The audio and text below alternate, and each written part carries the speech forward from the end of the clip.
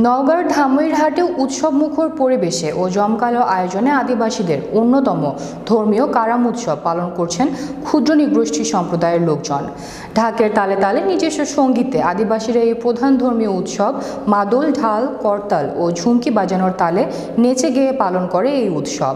ধামইরহাট আদিবাসী ছাত্র সংগঠন ও কারাম পূজা উদযাপন কমিটির আয়োজনে হিন্দু খ্রিস্টান ঐক্য পরিষদের সহযোগিতায় আদিবাসী ছাত্র সংগঠনের সভাপতি সমীরণ হেমব্রমের সভাপতিত্বে উৎসব অনুষ্ঠিত হয়। কারাম পুজো উপলক্ষে একটি বিশাল র্যালি উপজেলার প্রধান সড়কগুলি প্রদক্ষিণ শেষে হাটখোলায় সমবেত হয়।